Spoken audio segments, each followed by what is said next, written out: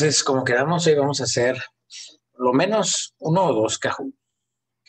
Y vimos ya lo que es historia de la inmunología, que eso fue la primera clase. Luego vimos lo que era la respuesta inmune innata y adquirida, que fueron dos clases. Y vimos el día de ayer lo que serían las células que participan en la respuesta inmune, que finalmente eso pues son generalidades básicamente. Ahora nos toca ver lo que serían mediadores solubles de la inmunidad, que son básicamente todas las partes de la inmunidad que no son células, es decir, la parte soluble, proteínas específicamente que comportan o que forman parte del proceso de defensa del organismo. Entonces, estos mediadores solubles de la inmunidad, es importante decirlo, juegan un papel importante tanto en la inmunidad innata como en la adquirida. Y bueno, a ver, primeramente, un componente de un componente soluble de lo que sería la inmunidad innata, es el complemento. Sin embargo, el complemento es una serie de proteínas que se activan en cascada y cuyo fin principal es generar pues un orificio de entrada en la membrana de alguna célula o microorganismo patógeno. Es finalmente su función. Y a pesar de ser parte de la inmunidad innata, vamos a ver cómo se conecta de forma muy específica con la inmunidad adquirida. Entonces, ya los del grupo A y B, pues saben que esto significa alta probabilidad de venir en el examen. Conceptos deben de quedar muy claros para que no se vayan a equivocar. Y los del C, pues bueno, se los presento. Cada vez que aparece esto, es un concepto que probablemente tenga que ver con el examen. Habitualmente los de la A y el B, pues ya saben cómo son los exámenes, no son de memoria, es decir, no son definiciones de memoria. Y aunque en inmunología sí hay algunas cosas de memoria, también lo que vamos a estar viendo en inmuno son casos clínicos. Y es importante que comprendan cómo funciona el complemento para poder dilucidar el caso clínico. Y el complemento, por definición, pues es, decíamos, una serie de proteínas que están normalmente ahí en el suero. Las produce el hígado en gran parte de ellas, aunque algunas proteínas de ellas también pueden ser producidas por otro tipo celular, la mayor parte son producidas por el hígado y se activan bajo ciertas circunstancias estas cascadas de proteínas, confiriendo capacidad enzimática a cada una de ellas para que finalmente se genere una proteína que lo que va a hacer es generar un orificio en la membrana celular de algún patógeno. Entonces, es básicamente lo que es el complemento. Hay tres vías, las dos primeras que se encontraron o que se describieron son la vía clásica y la vía alternativa. Pero curiosamente, filogenéticamente o evolutivamente hablando, lo que es la vía clásica es la vía más nueva que hay de complemento. La vía alternativa y lo que sería la vía de las lectinas son vías mucho más antiguas que la vía clásica. Lo que pasa es que la vía clásica se le puso ese nombre porque fue la primera que se describió. Antes de entrar a detalle, porque todavía hay otra clase de complemento, aunque no lo crean, lo que quiero que vean es la generalidad. Ambas vías, la clásica y la alternativa, convergen en lo que es el C3. Es decir, tanto esta vía clásica como la alternativa van a tener el efecto de actuar sobre esta proteína, la C3, para formar C3b. C3b es la vía de acceso para las convertasas que van a formar a final de cuentas el complejo de ataque de membrana, que es todas esas proteínas que van a generar el orificio de entrada. Realmente existen tres vías bien descritas para activación del complemento, que si ustedes recuerdan fue Jules Bordet el que descubrió que cuando calentaba el suero de un paciente, los patógenos que se exponían a ese suero podían ser neutralizados, pero no eran lisados, es decir, no se destruían las membranas de esos patógenos. Pero cuando el suero no era calentado, entonces esos patógenos eran neutralizados y aparte sus membranas tenían poros y se generaba lisis de las bacterias. Entonces Jules Bordet dijo que existía una serie de proteínas que complementaban la acción celular. Y él no le llamó complemento en ese momento, pero básicamente lo que él estaba descubriendo es un complemento que efectivamente estas proteínas enzimáticas pierden actividad cuando se calienta el suero de una persona por arriba de los 56 grados. Entonces, es un descubrimiento importante de Jules Bordet. La vía clásica, la primera que vamos a ver, requiere para su activación de anticuerpos. Ya de entrada, con eso podemos decir que es la forma de unir a la inmunidad innata con la inmunidad adquirida. Porque la inmunidad innata, pues, es ya como tal del complemento, y la inmunidad adquirida, pues, son los anticuerpos. Sin inmunidad adquirida, no hay activación de la vía innata. Entonces, es una forma para que ustedes vean cómo las dos inmunidades, la innata y la adquirida, interaccionan entre sí. De hecho, ya lo habíamos dicho, ambas inmunidades funcionan al mismo tiempo, nada más que al principio predomina más la innata y después va predominando más la adquirida, pero hay un momento en que se entrelazan, de hecho, están entrelazadas siempre. Nosotros las separamos para que se nos sea más fácil estudiarlas, pero son vías que van juntas, nunca van separadas. Esta vía, decíamos la clásica, requiere la presencia de anticuerpos que cuando están ahí pegados a lo que sería la membrana de un patógeno, esos anticuerpos activan a esta proteína grande que se llama C1. Por cierto, tiene pequeñas subunidades, C1Q, que sería todo este árbol grandote que está aquí, luego C1R y C1S, que son los que adquieren actividad enzimática para que en el momento en que encuentran anticuerpos los puenteen, en ese momento actúan sobre C4 para formar C4B. C4A es un quimiotáctico, entonces se va, es una porción de esta proteína que funciona como quimiotáctico, y la acción de C1 sobre C2 forma C2A, C2B también se va, y entonces se forma la convertasa de C3. La convertasa de C3 en la vía clásica es C4B2A. Esa convertasa de C3, efectivamente su nombre lo dice todo, actúa sobre C3 para formar C3B y C3A. C3A es un agente quimiotáctico, se va por ahí, y el C3B tiene la capacidad de pegarse nuevamente a lo que sería la membrana del patógeno para formar una enzima mucho más grande que es C4B, 2A, C3B, que es la convertasa de C5. Actúa sobre C5 y a partir de este momento, ahora sí ya afortunadamente todo va en orden y se va C5, actúa sobre C6, C6 sobre C7, C7 sobre C8 y C8 sobre C9 para formar la polimerasa, que es una enzima polimérica que lo que hace es separar a lo que serían los glicolípidos de membrana, tal y como hace una pinza en cirugía, no un bisturí, sino que separa los tejidos. Así igual esta polimerasa va a separar las uniones de estos lípidos que forman la membrana del patógeno. Finalmente no tiene mucha importancia si los corta o los separa, pues genera un orificio de entrada. Y si el ambiente extracelular es más hiperosmolar, pues esa bacteria se va a comer, se va a hacer como una pasita.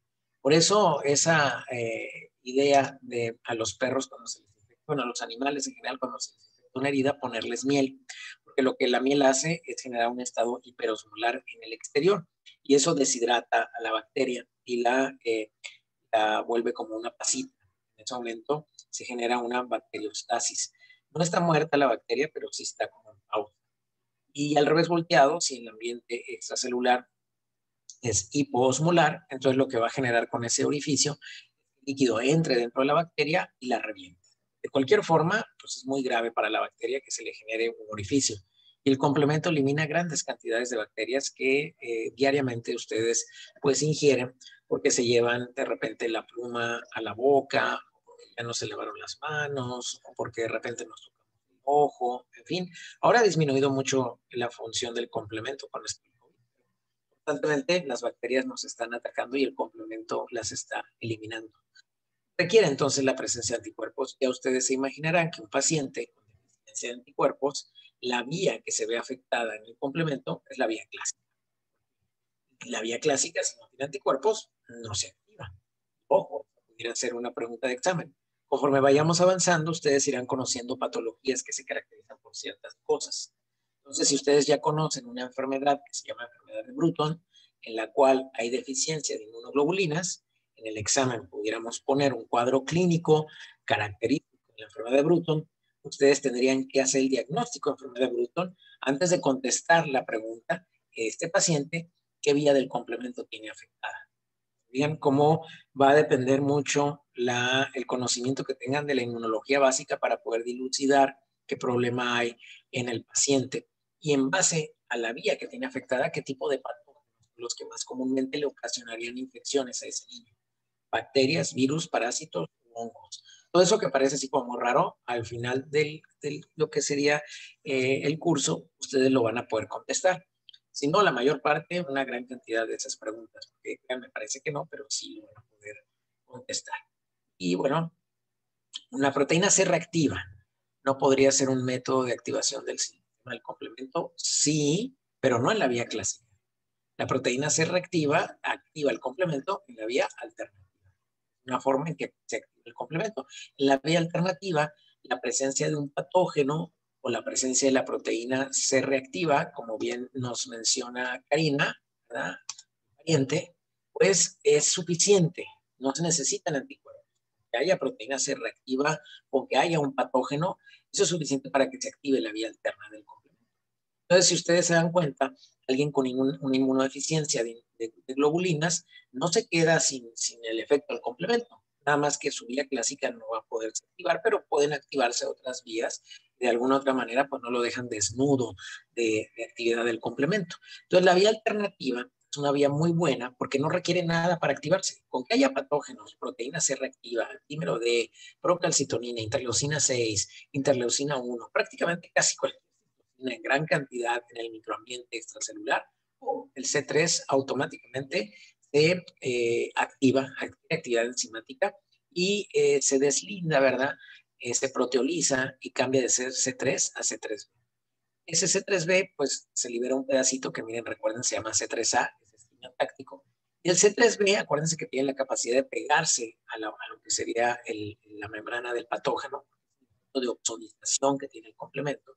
Y una vez que está pegado ahí, esa vía alterna puede activar a lo que sería la proteína de chica y eso forma la convertasa de C3. Acuérdense que esta actividad requiere de la estabilización con otra proteína que se llama properdina, ya lo habíamos visto en el video, pero si sí hay properdina en el medio intercelular, se activa y ya tenemos la convertasa de C3, que al igual que la vía clásica, su función es formar C3B para que se pegue a este complejo.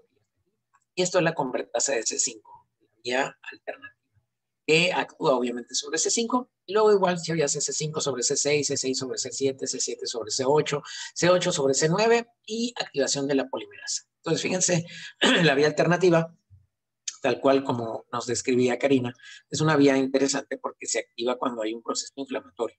La vía clásica requiere de complementos. Por último, pero no menos importante, la vía de la lectina, pues requiere de estas proteínas que ya habíamos hablado, forman parte de la inmunidad constitutiva, que se llaman colectinas. Las colectinas son unas proteínas que, si ustedes se fijan, pues se parecen mucho al C1Q, pero también se parecen al anticuerpo, pero no son ni complemento ni son anticuerpos, son colectinas, son proteínas que ahí están en el suero constantemente. Y esas colectinas tienen una región de unión amanosa. La manosa es un carbohidrato, es un PAMP, que característicamente está en la superficie de patógenos. No se encuentra en la superficie de nuestras células humanas ni de mamíferos, inclusive ni de insectos. Están estas manosas generalmente arriba de estructuras fúngicas, es decir, de hongos, pero también algunas bacterias tienen residuos de manosa. Y por lo tanto, se llama entonces PAM, un patrón molecular asociado a patógenos. Es decir, que es un patrón molecular que no lo encontramos en mamíferos ni en organismos pluricelulares. Entonces, esta colectina en ese momento detecta este patógeno, se le pega ahí y activa el complemento. Esto es lo que pudiéramos encontrar en la saliva, por ejemplo. Estas dos vías son vías más de lo que sería intravascular, por así decirlo. Pero esto lo podemos encontrar en la saliva, en lo que sería lágrimas, en lo que sería las secreciones del tracto genitourinario, gastrointestinal, son más de ese lugar. Y entonces el patógeno en ese momento es detectado por las colectinas, se le pegan esas colectinas, en ese momento se activa el complemento y ya la activación, una vez que se lleva a cabo, es muy parecida a la vía de las lectinas, miren, a la vía clásica. Tiene actividad sobre C4 y sobre C2, forman la convertasa de C3, ¿se fijan? Y luego de ahí es prácticamente todo igual. Entonces, la vía clásica y la vía de la lectina es exactamente igual, pero sí diferencian en que la vía clásica requiere anticuerpos y la vía de la lectina solamente requiere la colectina. Es importante tomarlo en consideración. Esta es la vía final. Ya una vez que llegamos a la convertasa de C5, vean cómo esa convertasa de C5 actúa sobre C6, formando C5, C6, y estos actúan sobre C7, luego sobre C8, y básicamente C5, 6, 7 y 8 son como el colchón. La proteína polimérica, que es C9. C9 es esa como, no sé, pinza que va a ir separando el tejido, ¿verdad? Cuando entren a cirugía, se van a dar cuenta que hay diferentes formas de separar los tejidos. Uno es cortándolos y otro es más bien separándolos con una pinza para evitar el traumatismo. Bueno, C9 hace eso, el efecto de polimerización en una sustancia química, la separación de una sustancia por otras. Aquí estas proteínas van separando a estas cabezas de lípidos de la membrana bilipídica, en este caso de una bacteria, y entonces le forman un poro. En ese momento la célula, adiós, porque pues es como si tuviera de repente agujeros. Esa es la función principal, la formación del complejo de ataque de membrana o MAC. Pero acuérdense, el C3b también se puede pegar a la pared del patógeno, con lo que facilita lo que es el proceso de fagocitosis. Cuando tú facilitas el proceso de fagocitosis, eso se denomina opsonización. Luego hay estimulación también de algunas células de tipo inflamatorio. Aquí tenemos algunas funciones efectoras, ¿verdad? Importantes de lo que sería el complemento. Déjenme dar un mensaje importante ahorita.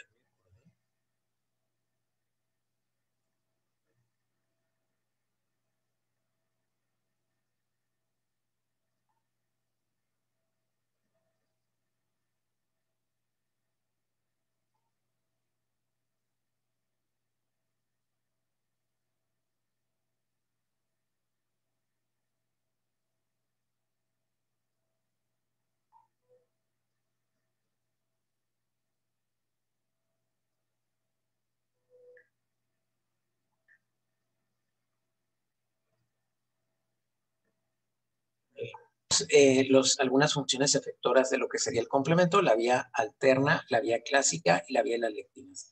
Ambas, a final de cuentas, van a generar que el C3b se le pegue. Ahí ya genera de por sí la facilidad de la fagocitosis, la opsonización. Ambas, ¿verdad? Vías van a terminar en la formación del complejo de ataque de membrana.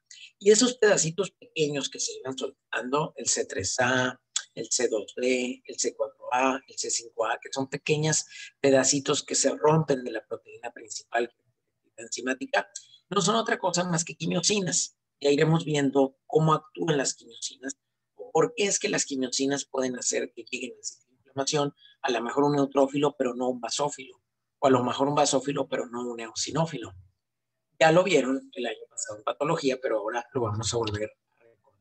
Aquí está la mnemotecnia para que recuerden cuáles son las funciones del complemento. Aceite, en inglés, opsonización, inflamación y lísito.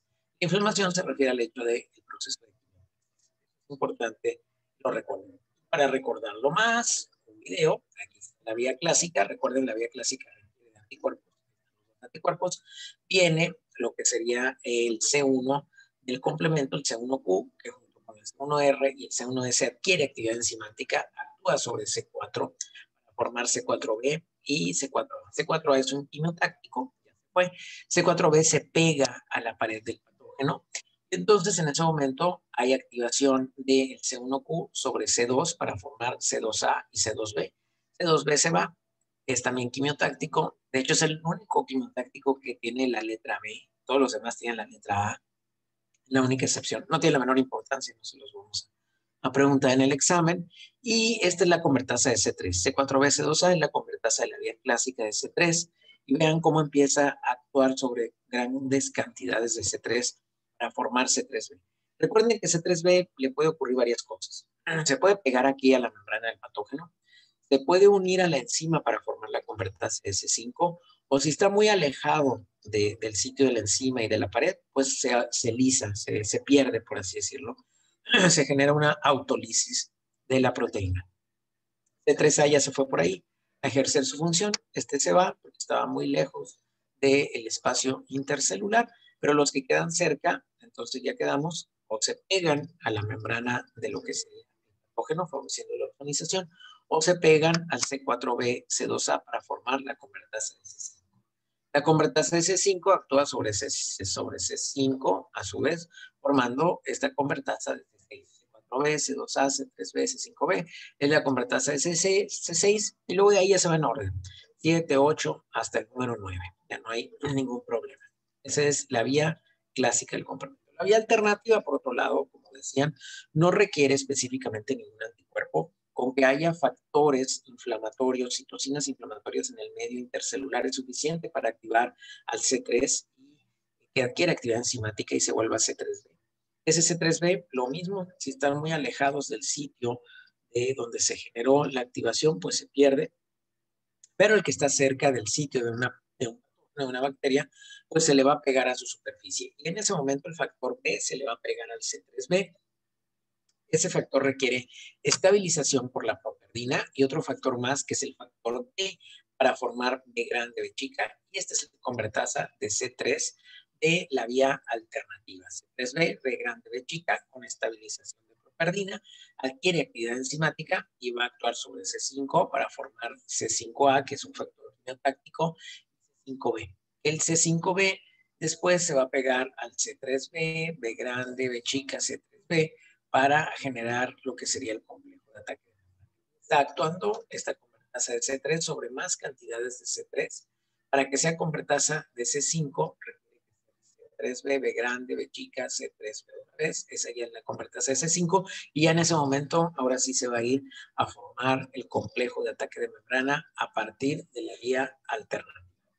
Y la vía de las lectinas es básicamente igual a la vía clásica, solamente que no requiere anticuerpos. Lo que necesitamos ahí una lectina. No lo vamos a ver para no marearlos.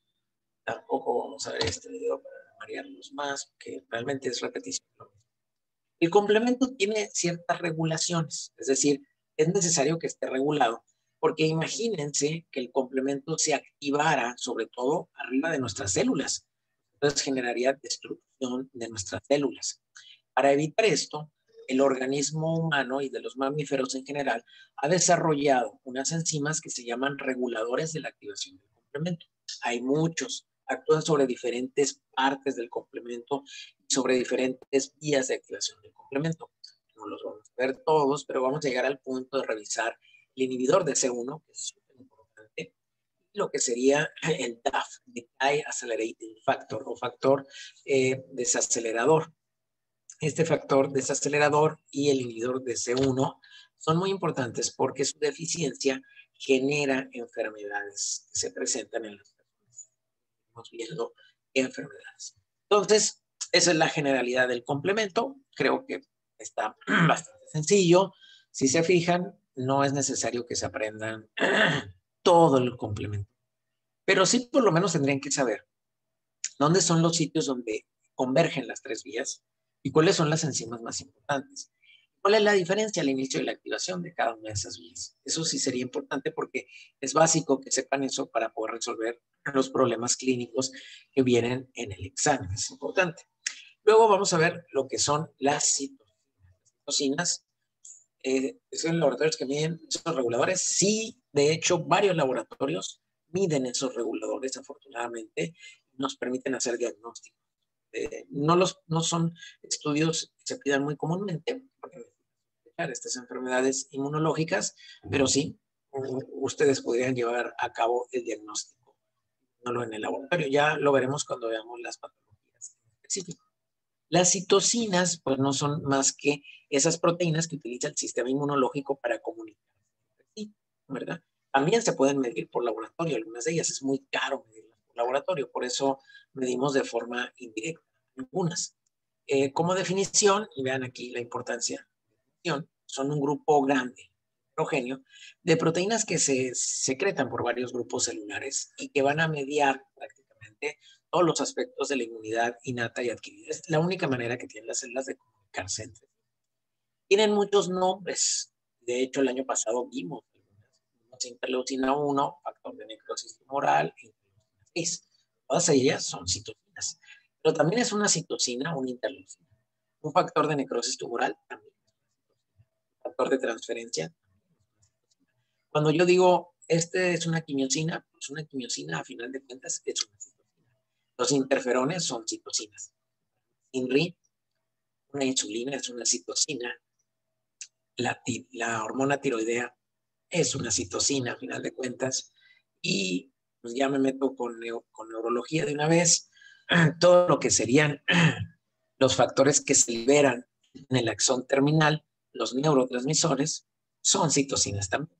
No les van a gustar ni los neurólogos ni los neurólogos que digan ustedes eso, pero pues eso es la verdad. O sea, una citocina, las hormonas y los neurotransmisores cumplen con todas las características de una citocina. La síntesis de estas citocinas pues depende del material genético que tiene el núcleo. Se tiene que haber un cambio epigenético, desdoblarse el núcleo. Recordarán la clase patología, donde veíamos que es como un yoyo, que tiene ahí unas formas en que está enredado en el yoyo y que tiene unos procesos de acetilación y metilación que permiten desdoblar o no ese yoyo. Y al poder desdoblar ese yoyo, uno se puede leer un segmento del DNA. Se lee los segmentos que son necesarios para generar esas citocinas. Las citocinas van a tener unos efectos que se llaman pleiotrópicos y redundantes. Los efectos pleiotrópicos se refieren a que una sola citocina puede tener efectos diferentes. Es decir, la interleucina 6 en ciertas células puede generar actividad, pero en otras células puede generar inactividad. Y es la misma citocina, generando efectos diferentes, dependiendo de la célula a la que afecte y dependiendo el grado de inflamación que hay alrededor. Por otro lado, algunas citocinas diferentes, todas pueden llegar a tener el mismo efecto. Entonces, es muy redundante. Tan es redundante así el sistema inmunológico que hay pacientes que les hace falta, tienen deficiencia de cierta citocina y la persona nunca se da cuenta que tiene esa deficiencia inmunológica porque las otras citocinas le hacen la chamba. Como a veces muchas citocinas hacen la misma tarea, a veces no se da cuenta el sistema inmunológico que hay una deficiencia de citocinas. Es importante porque imagínense que si cada citocina fuera muy específica para una sola función, pues tantito que se te afectara el DNA ya valió gorro porque ya perdiste una función de una citocina. Entonces, para evitar esto, hay redundancia. Las citocinas pueden ser agonistas, es decir, trabajar en conjunto, o pueden estar en contra una de otra. Los que trabajan en conjunto, muy bien, el interferón gamma, el interleucina 1, interleucina 10, pero no trabajan bien interleucina 4, 5, 13, 9 con interleucina 1 ni interferón gamma. Se antagonizan. Entonces, algunas interleucinas trabajan en equipo y otras no. Tienen actividad muy semejante a la hormonal, autócrina, parácrina y endócrina. ¿Qué quiere decir esto autócrina? Que una célula puede generar una citocina que actúa sobre ella misma. Es decir, la célula se da cuerda. Mejor ejemplo es la interleucina 2, que es un factor de proliferación celular y se genera en todas las células, no nada más del sistema inmunológico. Para poner esto en contexto, es como cuando a alguien de repente le empiezan a hacer carrilla, lo molesta esta persona. Pero luego ya la gente ya no lo está pelando, ya no le están haciendo carrilla. Pero el vato sigue pensando, madre, ¿por qué carrilla? Qué desgraciados. Y ya, pues, nadie le está diciendo nada, pero él se da cuerda solo, ¿verdad? Se malviaja. Así ese es un efecto autócrino que pueden tener las células. Y lo vemos muy común, y vuelvo al caso del COVID, porque pues, es lo de hoy, en el proceso de liberación de tormenta de citocinas. Ya el virus ya no está, el virus ya se fue, pero el sistema inmunológico se sigue encabronando por haber estado infectado con el COVID, sigue generando citocinas en gran cantidad. Y las citocinas proinflamatorias siguen generándose por parte de varias células del sistema inmunológico para tratar de matar un virus que ya no está. Eso es lo que en gran parte le genera daño a la persona. Y actividad parácrina quiere decir que una citocina puede tener actividad, una célula genera una citocina que va a afectar a la célula contigua, pero también tienen actividad endócrina. A veces en la uña del pie tú puedes tener un absceso y esas citocinas que se están liberando ahí por la inflamación van y actúan en tu cerebro para generar cambios, para elevar la temperatura. Los factores pirógenos endógenos se pueden generar en la uña del dedo y tener actividad en el encéfalo, una actividad a larga distancia. Son las características generales de lo que serían las citocinas. Bueno, aquí hay algunos ejemplos. Realmente en este momento no es tan importante que se sepan cuáles son proinflamatorias y las antiinflamatorias, pero así como tal, es importante mencionarlas. Interleucina 6 en general es una de las citocinas que se libera inicialmente en los procesos inflamatorios. Es importante tenerlo eso en consideración y forma parte del grupo de los pirógenos endógenos. El factor de necrosis tumoral alfa también es un pirógeno endógeno y también en general son citocinas proinflamatorias. Acuérdense que el sistema de la inmunidad innata, de la cual forman parte los monocitos, que son macrófagos en circulación, es muy proinflamatorio en general cuando se activa. Claro, son también los responsables de la reparación del tejido, pero en general son muy proinflamatorios. Por otro lado, la inmunidad adquirida, representada por los linfocitos, que ya aquí de repente hacemos una diferenciación. Existen los linfocitos CD4 y CD8. Y habíamos dicho los linfocitos B. Esos son los de la inmunidad adquirida. Y habíamos mencionado que los natural killer son familiares de ellos, pero se comportan como inmunidad innata. Bueno, los CD4, a su vez, se pueden subdividir en dos. No, menos, como en 6. Pero realmente no vamos a ver ahorita en cuántos se subdividen. Pero las subdivisiones dos más importantes que hay de los CD4 es que hay CD4 tipo TH1 y CD4 tipo TH2. Todos los CD4 son TH. ¿Por qué son TH? Porque esa letra H es de helper, de ayudador. Entonces los CD4 todos son helpers, pero hay de helpers a helpers, hay de ayudadores a ayudadores. No son de tipo 1, son de tipo 2. Hay más THs, ahorita no los vamos a ver, pero nada más para que vean que inclusive dentro de la misma célula hay subtipos celulares y eso puede definir qué tipo de citocina van a producir. Los linfocitos B que también tienen sus linfocitos. Entonces, de esa manera se han agrupado en general citocinas que les pudiéramos decir proinflamatorias, citocinas que pudiéramos decir que son reguladoras de la actividad. En general, podemos decir que el interferón gamma es regulador de la actividad celular, mientras que interleucina 1, 6, factor de necrosis tumoral alfa son proinflamatorios. Generan que el organismo esté en batalla y no saben cómo batallamos. De hecho, tenemos 3 pacientes con niveles altos de interleucina que nos están generando el COVID non Howland. Son esos pacientes que se llevan inflamados con COVID en fase 2 ya más de 15 días. El día de mañana, una compañera de ustedes va a hacer una intervención en nuestros pacientes con una sangría porque ya es tanta la cantidad de interleucina 6 que no podemos bajársela al paciente y sigue desaturando. Entonces, una de los problemas que hay con los pacientes con COVID es que viven produciendo grandes cantidades de interleucina 6. Generalmente los controlamos ya muy bien con ciclosporina y con talidomida, pero algunos pacientes se salen del huacal y siguen produciéndola en grandes cantidades. No podemos medir interleucina 6 porque es carísima, cuesta como 5,000 pesos cada vez que se mide interleucina 6. Pero la interleucina 6 lleva a la par una proteína que genera el hígado por estímulo de la interleucina 6, la proteína C reactiva. Entonces, la proteína C reactiva indirectamente nos habla de los niveles presenciales en suero, lo cual es un factor importante para saber el grado de inflamación. Todas las citocinas, todas, incluyendo las hormonas, tienen este camino. Existe la citocina, que va a actuar sobre un receptor celular, genera una activación en cascada de varias proteínas, que lo vimos el año pasado, el sistema Janus, que es uno de tantos sistemas enzimáticos, que tiene como fin principal, una vez que genera el último grupo proteico, generar un factor de transcripción. Entra al núcleo, hace un cambio epigenético, lee el genoma y genera una respuesta. ¿Cuál? ¿Quién sabe? Dependiendo del tipo de célula que se ve estimulada en ese momento. Pero todas recorren el mismo camino. Hay muchos tipos de receptores de citocinas. No los vamos a ver todos a detalle porque también es algo que no es necesario para que sean médicos generales que puedan tratar a un paciente con algún problema de este tipo. Pero es importante que sepan que existen muchos, no es el mismo tipo siempre. Hay varios tipos y tienen varios fines o funciones últimas que generan estos receptores de citocinas.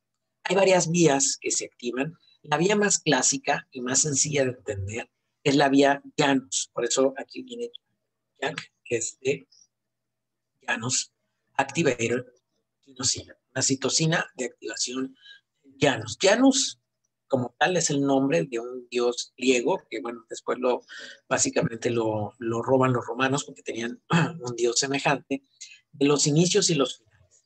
De hecho, en Roma, en el Coliseo, hay una puerta donde está el de los Llanos. Por un lado hay una cara, por el lado externo de la puerta, y por el lado interno de la puerta hay otra cara. Y representaba el inicio y el final. ¿Por qué demonios escogieron ese nombre para ponerle a este sistema de proteínas que se activan en cascada? Bueno, porque son diméricas, es decir, están separadas, son como un inicio y un final. Y una vez que se lleva a cabo la activación, que la citosina está presente y se activa enzimas, entonces ese dímero se pega, se fosforila y se pega, y ya se forma un factor de transcripción estable que puede entrar al núcleo. Por eso fue que le pusieron Llanos, porque tiene dos caras, por así decirlo, la proteína. Aquí vemos entonces el receptor de la citosina con las proteínas, esperando que haya citosinas en el medio extracelular. Este puede ser un macrófago a lo mejor con sus receptores de citosina. Cuando la citosina está en el medio extracelular, el receptor se conforma, pegan las proteínas para hacer la estructura de la superficie. En ese momento hay una actividad de fosforilación, de energía para que se genere la actividad enzimática. Las proteínas llanos que andan por ahí vagando cerca de la balsa lipídica, en ese momento se unen a esta estructura y adquieren actividad. Actividad pues genera este dímero, que antes era un monómero y que estaba separado, se pega a través de esos enlaces de fósforos y tiene entonces ya la capacidad de internarse en el núcleo. En el núcleo se pega a ciertas áreas que generan transcripción, es decir, lectura de ciertas partes del DNA, y esas lecturas pues hacen un RNA mensajero que ya saben ustedes en el núcleo, va al ribosoma y el ribosoma lo lee y lo copia como una estructura y genera una proteína, que de hecho base de la generación de proteínas spike en lo que serían las vacunas tipo de adenovectores, como la Sputnik, la rusa, la CanSino, la canadiense china, y lo que sería la vacuna de AstraZeneca. Ya lo iremos viendo después cuando veamos la clase de vacunas. Los receptores no se encuentran conformados todo el tiempo. Para que la célula exprese receptores de cualquier tipo, específicamente de citocinas, requiere haber la citosina en el espacio intercelular. En ese momento, entonces, el receptor que todavía no está conformado puede detectar que hay por ahí citosina. Cuando eso ocurre, empiezan a caminar en las balsas lipídicas, que lo vimos en la segunda clase en patología, lo que era una balsa lipídica, y caminando en esa balsa lipídica la proteína empieza a tener conformación. Se requiere a veces estructuras tridimensionales para que una vez que ya se conforme bien el receptor de la citosina, en ese momento se active la cascada enzimática puede ser del sistema Janus, que es el que estábamos viendo, entonces la célula se activa. No van las células como los dibujitos con los receptores así como si fueran pelitos, no, solamente están cuando está el medio necesario. Para poder pasar este curso, ustedes necesitan aprenderse todas estas vías. Que no, solamente necesitan aprenderse lo que sería el efecto de una citosina que actúa sobre el receptor, genera una activación enzimática. El tema que ustedes quieren, el que nosotros vamos a ver es el sistema Janus, porque es como el más sencillo y el más lógico de explicar. Eso entra un factor de transcripción dentro de lo que sería el núcleo, se lee el genoma y ese genoma genera una respuesta. Aunque se sepan ese camino, es suficiente para poder contestar el examen. Entonces, ya vimos complemento, citocinas, y ahora vamos a ver anticuerpos. Vamos a ver qué tanto nos queda, ok, si podemos ver anticuerpos antes de entrar a nuestro Kahoot. De hecho, pueden ir abriendo de una vez sus Kahoots, porque vamos a jugar Kahoot de Historia de la Medicina. Anticuerpos. Los anticuerpos, pues son proteínas que andan circulando, las tienen todos los vertebrados. Y estas proteínas las producen los linfocitos B, se transforman en células plasmáticas. El anticuerpo tiene muchas funciones, de hecho ya los mencionamos ayer en la inmunidad innata, pero es muy importante, ¿verdad? Que recuerden que la única célula que puede producir anticuerpos es el linfocito B. No produce anticuerpos el natural killer, no anticuerpos, ni el CD8, ni el CD4. La única célula que produce anticuerpos, linfocito. Vamos a ver. Ahí está.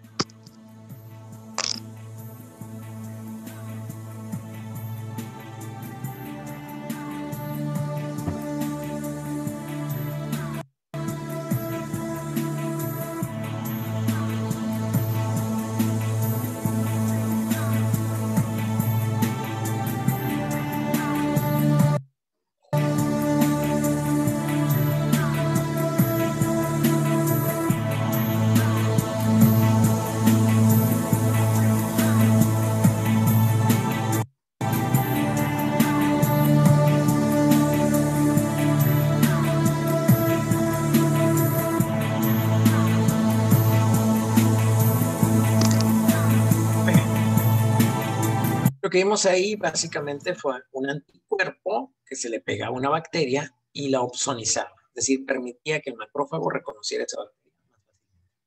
Los anticuerpos, pues son estas proteínas circulantes, que por cierto, el que más dura circulando es la IgG, que dura 28 días. Muy común que me pregunten, doctor, ¿cuánto van a durar los anticuerpos anti-COVID? Yo le digo, pues lo mismo que duran todos los anticuerpos. ¿Cómo? Sí, son los anticuerpos específicos, son específicos, pero no son unos anticuerpos diferentes al resto de los anticuerpos. ¿Y cuánto duran? 28 días. Ah, pero ¿cómo 28 días? Así es. Pero lo mismo para sarampión, rubiola, varicela. ¿Pero cómo? Sí. Lo que pasa es que lo que dura mucho tiempo son tus linfocitos B de memoria. Esos pueden durar días, meses, años, o por siempre. ¿Pero cómo? Así es. El linfocito B de memoria, ya que se estimula, se va y se va a la médula ósea dormir. Siguen produciendo anticuerpos un cierto tiempo y luego en pausa. Y ya se queda ahí. Hay que recordar que la célula plasmática tiene una función, la cumple y luego muere. Pero el linfocito B de memoria no se transformó en célula plasmática. Quedó ahí. Eso se mide en los centros germinales. Por eso hay esa confusión muy grande de querer pensar que solamente el anticuerpo es lo que da la memoria inmunológica y no es así. Una pequeña parte de la memoria inmunológica. Entonces, el linfocito B se transforma en célula plasmática y produce alrededor de 2 a 3 gramos diarios de anticuerpos. Tiene una estructura básica, ¿verdad?, de variabilidad en los sitios de unión. Entonces, si yo le digo a mi hija que va en primero de secundaria, oye, Karen, dibújame un anticuerpo, seguro ella va a dibujar esto, dibujar un anticuerpo con sus dominios constantes. Aquí tiene 3 dominios constantes. Y esos dominios constantes existen en la cadena pesada y también existen en la cadena ligera. Ay, doctor, ¿y por qué sabe usted que esta está pesada y que esta está ligera? Ya tiene 1, 2, 3, 4 porciones. Ponle 1 kilo a cada porción, pues este pesa 4 kilos, es una cadena pesada. Y esta pesa 1 kilo, pues es una cadena ligera. Punto. Más dominios tiene, pues es la cadena pesada, y si tiene poquitos dominios, es la cadena ligera. El chiste es de que tanto las cadenas pesadas como las cadenas ligeras tienen dominios constantes, no varían. Tanto las cadenas pesadas como las cadenas ligeras tienen dominios que se les llaman variables. Un dominio variable de una cadena pesada junto con un dominio variable de una cadena ligera forman el sitio de unión antigénica. Fácil. Eso es lo que respondería, pues, mi hija. Pero yo sé que ustedes eso ya lo saben, es como un insulto a su inteligencia. Entonces, si le preguntamos a alguien de la VM como fuera un anticuerpo, pues ya nos van a decir, no, doctor, pues no es así. El anticuerpo tiene estas regiones, ¿verdad?, que hacen una especie como de círculo, que son áreas proteicas unidas por puentes disulfuro. Esos puentes disulfuro son los que van dando lugar a las regiones. Y tenemos las constantes, está la letra C de constante, las regiones B de variable. Entonces, la cadena pesada, que está en rojo, está en azul, las cadenas ligeras representadas en color verde. Sabemos que esta es una IgG, ¿verdad? Vemos de secreción, por cierto. La IgG siempre es de secreción, no se queda pegada a la membrana. En cambio, la IgM puede funcionar como receptor del linfocito B. Por eso, IgM de membrana, si se fijan, tiene pegada una colita polisacárido que la hace que se pegue como dominio intracitoplasmático para que no se salga de la célula, de la membrana celular. Y este IgM pues está siendo un receptor del linfocito B. Sabemos que es IgM porque es un pentámero, 1, 2, 3, 4, 5 dominios pentámeros son característicos de la IgM. Entonces tiene dos cadenas, sus dos cadenas pesadas, sus dos cadenas ligeras. Los puentes disulfuro que generan los dominios, y tiene unas regiones que se llaman bisagras. Estas regiones que se llaman bisagras le confieren movilidad al anticuerpo. Ya sé que no esté así nada más todo derechito, sino que pueda moverse. Eso es lo que nos diría alguien de la UM, pero yo sé que esto sigue siendo un insulto para su inteligencia. Y si le preguntáramos a alguien a lo mejor de la uni, pues ya nos diría, no, doctor, es que esto realmente se ve así, no se ve como esos dibujos, sino que esto pues es más o menos así. Aquí están las cadenas ligeras representadas por el color verde, la región variable de la constante que hacen el sitio de unión al antígeno, la cadena pesada y otra cadena. Ya nos da una idea más de conformación espacial. Pero aún así yo sé que para alguien de la UDS eso sigue siendo un insulto a su inteligencia. Yo le preguntara a alguien de la UDS cómo realmente se ve un anticuerpo, ustedes me dirían, sí, doctor, eso es como se ve un anticuerpo, de forma tridimensional. Es decir, ahí están la que sería la cadena pesada, ¿verdad? De color azul. Tenemos también lo que sería la cadena pesada de color morado. Luego tenemos las cadenas ligeras de color naranja. Esto debería ser de color azul, pero bueno, ahí está. Y evidentemente las regiones variables son lo que hacen el sitio del antígeno. Y si yo les preguntara dónde está el antígeno, pues ustedes dirían, es esa molécula que está ahí en medio. Está pegada en unas áreas que se llaman regiones determinantes de complementariedad. Muy importantes desde el punto de vista inmunológico, porque es lo que reconoce el cuerpo. Ustedes se van a dar cuenta en las siguientes clases, los anticuerpos tienen capacidad de reconocer diferentes regiones determinantes de complementariedad y que aunque un virus mute, no puede mutar todas las regiones determinantes de complementariedad. Entonces un anticuerpo puede tener una afinidad baja o una afinidad alta por el virus. Y de nada te sirve tener muchísimos anticuerpos si esos tienen baja afinidad. Y no pasa nada si tienes poquitos anticuerpos si esos son de alta afinidad, lo cual en este momento explota el cerebro. Este es un experimento que hicieron y ahora lo marco porque antes no lo decía. Por ahí un compañero de ustedes, Fernando, que no me gusta decir, bueno, ya lo dije, creo que no terminó la carrera. Pero bueno, en fin, hubo un problema por ahí. No me gusta chismear, pero creo que lo corrijo. Bueno, ahí está. Desde que Fernando me decía, doctor, ¿y cuándo entran las enzimas estas, la papaina y la pepsina, en el suero a destruir al músculo? No, esto es un experimento in vitro. In vitro pusieron un anticuerpo y agregaron papaína y se dieron cuenta que la papaína cortaba estas porciones. Básicamente, lo que sería una región constante con una región variable. Y esa región, ¿verdad? Se le llamó fracción, ¿verdad? De unión al antígeno o antigen binding fraction, por así decirlo. Esa fracción de unión al antígeno, bueno, era generada una vez que se pone un anticuerpo con una enzima que se llama papaína, que le corta.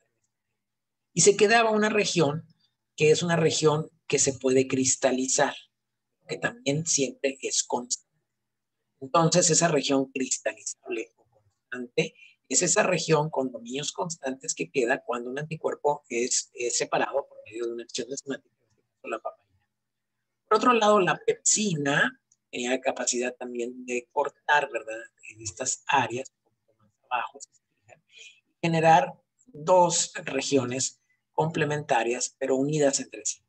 Son regiones de unión de anticuerpo, pero al cuadrado, porque aquí están separadas, nada más se le puede unir un antígeno, pero aquí se pueden unir dos antígenos a esta misma.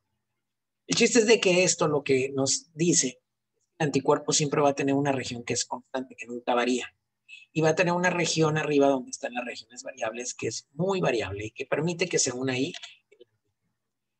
Hay muchos anticuerpos, no muchos, realmente hay 5, ¿verdad? Ahorita los que más la gente conoce, pues es el IgG. El IgM han cobrado mucha relevancia porque les han interesado mucho en lo que son las pruebas en sangre para poder determinar si un paciente está haciendo memoria inmunológica o no. Pero lo que la gente no sabe es que existen otros muchos anticuerpos.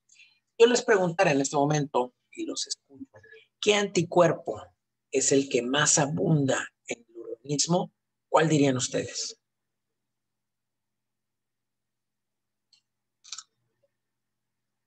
IgG, Karina dice IgG, Estefanía también, Carlos también, inmediatamente, ¡pum!, dispararon. La seguridad del que se equivoca. Sí, IgG. ¿Alguien más? A lo mejor están en lo cierto, pero no. La verdad es que la IgG no es el anticuerpo que más abunda en el organismo. El anticuerpo que más abunda en el organismo es la IgA, por mucho. Vean las concentraciones séricas, 3.5 miligramos por mililitro. Pero resulta y resalta que la IgG tiene 13.5. Entonces dirían, no, pues es más la IgG, no se equivocaron ellos. Pero no, porque la IgA no se encuentra en grandes cantidades en el suero, pero sí se encuentra en grandísimas cantidades en las secreciones. Y las secreciones forman parte del organismo. Entonces es una pregunta mala onda, capciosa. Porque si yo les dijera qué anticuerpo es el que más abunda en sangre, ahí sí, Carlos, Karina, Estefanía, todos lo hubieran tenido bien. Es la IgG. Efectivamente, la IgG es la que más abunda en suero o en sangre.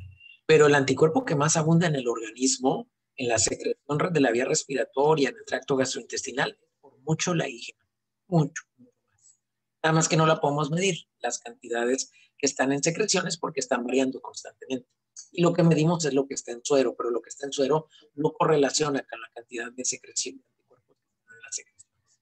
Entonces, para que no se vayan a ir con la finta cuando se los pregunten en un paso de visita, el anticuerpo efectivamente que más abunda en suero es la IgG, pero el que más abunda en todo el organismo es la IgA. Por otro lado, ¿cuál sería el primer anticuerpo que se forma cuando un linfocito B se activa? Los escucho. Bueno, lo digo.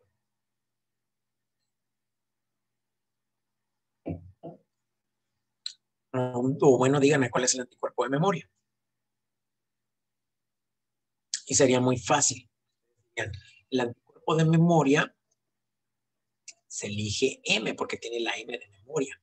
No, no es de memoria. El primer anticuerpo que se forma, como dice Alejandro, es la IgM. Por otro lado, Helio no está tan mal en su pensamiento. Sin embargo, Helio, esa IgD como tal, no es el primer anticuerpo que se forma cuando un linfocito B se activa. Es el primer anticuerpo que se forma cuando un linfocito B va madurando.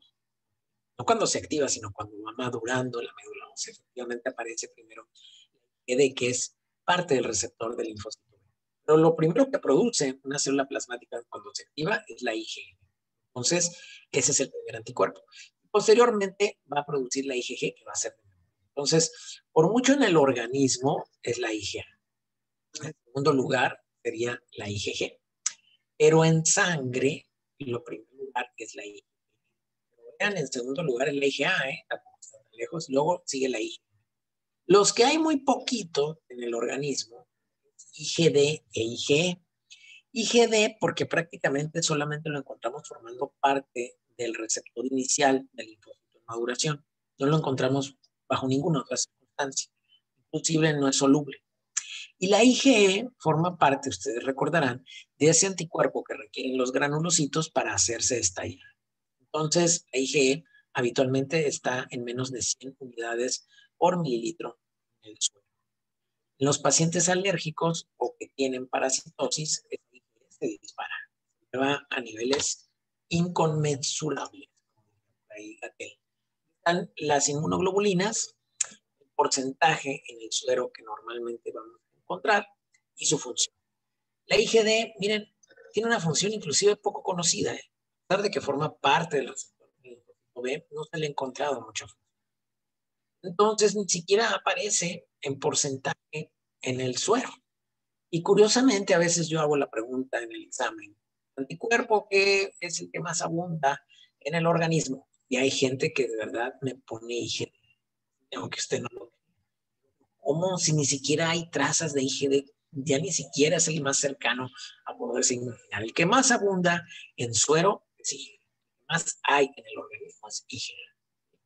Eso es importante recordar. Si hiciéramos una electroforesis de proteínas, pudiéramos encontrar esto. Habrá que explicar qué es una inmunoelectroforesis. También lo vamos a ver cuando veamos diagnóstico de inmunología. Es básicamente separar proteínas de una muestra de suero. Y aquí, si se fijan, en estas áreas donde empiezan proteínas gamma, todas las gamma, todas son los anticuerpos, no nada más los de IgG. ¿Okay? IgA, aquí tiene la letra G, es una gamma globulina. ¿Okay? Entonces, todas las gamma globulinas son los anticuerpos. A, IgA, IgM, IgD. Y en una electroforesis, lo vemos que forman parte importante del suero. Pero lo que más abunda en suero por mucho es la albúmina. Muy bien, aquí vamos a dejar esta parte de lo que sería la clase y ahora vamos a jugar a nuestro juego. Quedamos en la número 41, recuérdenlo bien, para que no se vaya el Kahoot. Aquí está. Vamos a jugar el de historia, la inmunología.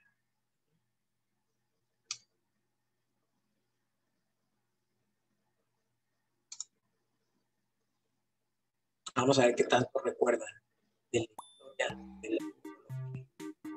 Déjenme checar si esto va a ser.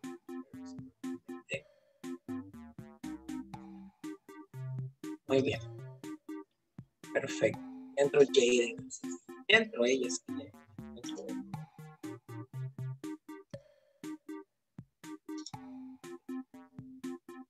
Muy bien.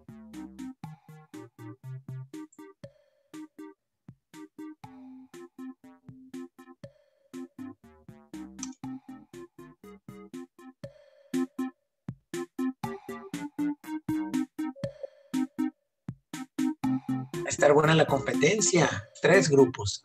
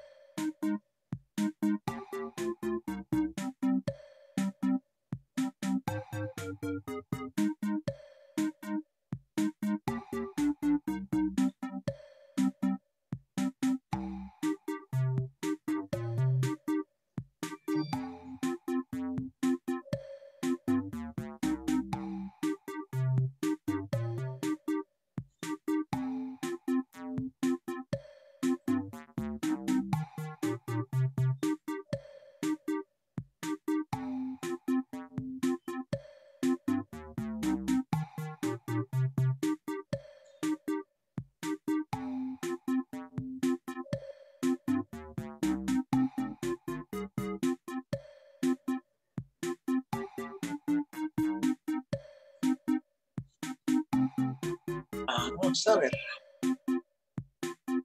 59. Ya casi.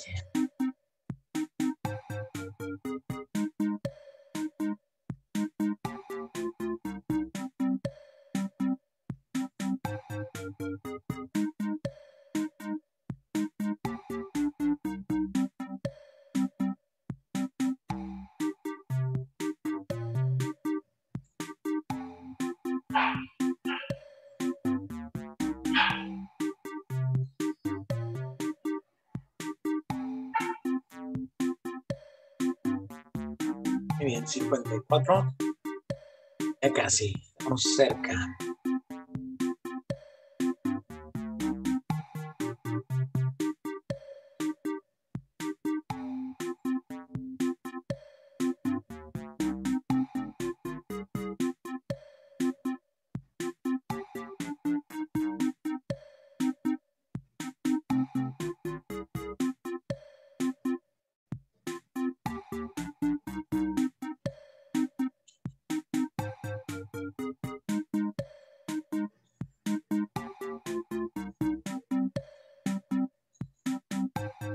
Muy bien, creo que ya no se mueve más.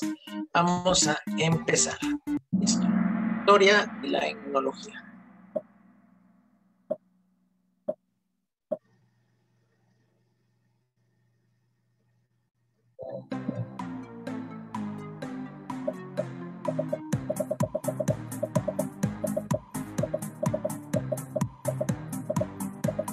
Así es, viene del latín immunitas, que quiere decir exento de.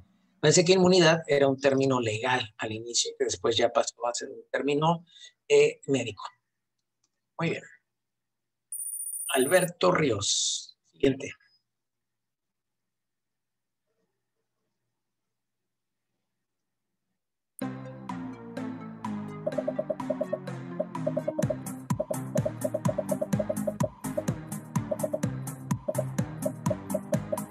Así es.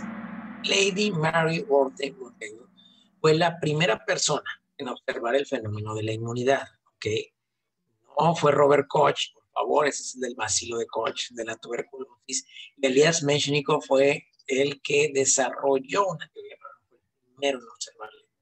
Primera persona, Lady Mary. Alberto Ríos. Viene Jorge Alves, Valgando y Aranza y Adrián Punzani a todo lo que da.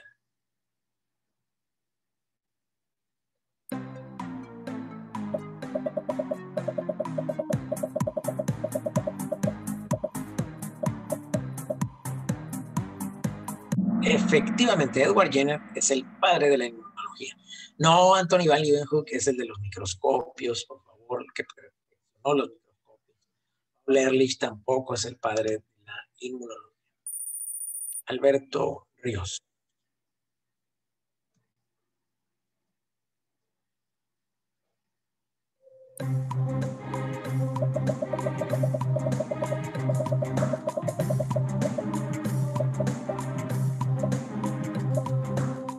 Así es, hacía una pulición de los lentes y mejoró la capacidad del microscopio Robert Hooke, que tampoco fue el inventor del microscopio, por cierto. Oh, es desbancado Alberto Ríos por Jorge Galvez, pero está en primer lugar también pegadita y Aranza con él. Vamos a ver.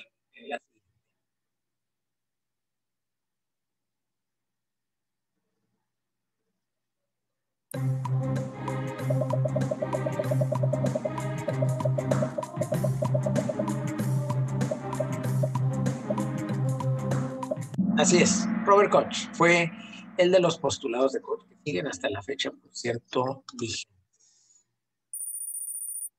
Aranza.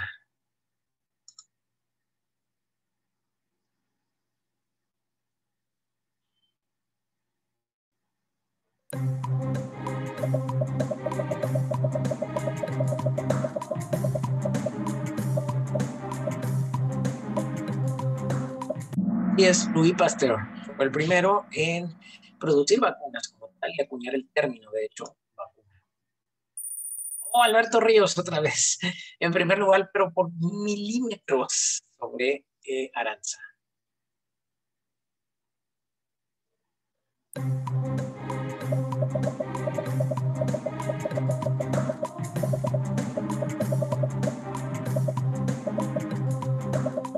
Así es, Elia Metchnikov observaba el fenómeno de digestión de las estrellas de mar cuando desarrolló por serendipia su teoría celular de la inmunidad. Alberto Ríos.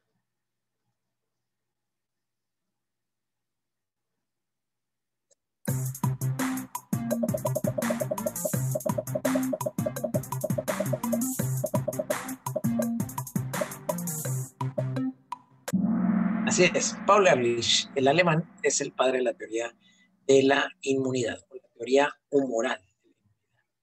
Y se pone interesante, porque vamos a la penúltima, está muy cerrado prácticamente, todavía no hay una definición. Podríamos decir que todos están en empate técnico.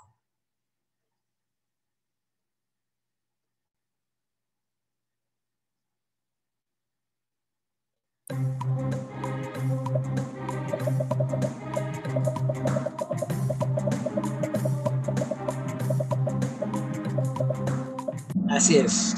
Sir Charles Richet y Paul Portier fueron los que fallaron en ese experimento, el querer producir profilaxia contra la fisalia, terminó matando al pobre perrito Neptuno de un choque anafiláctico.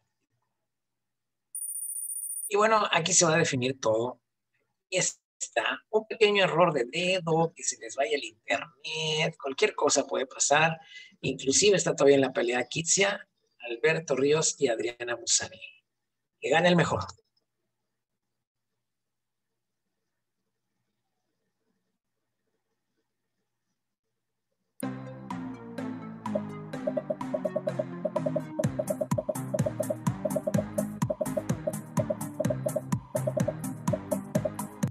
Muy bien, Peter Medawar, así es el padre de la teoría de la tolerancia inmunológica. Odio.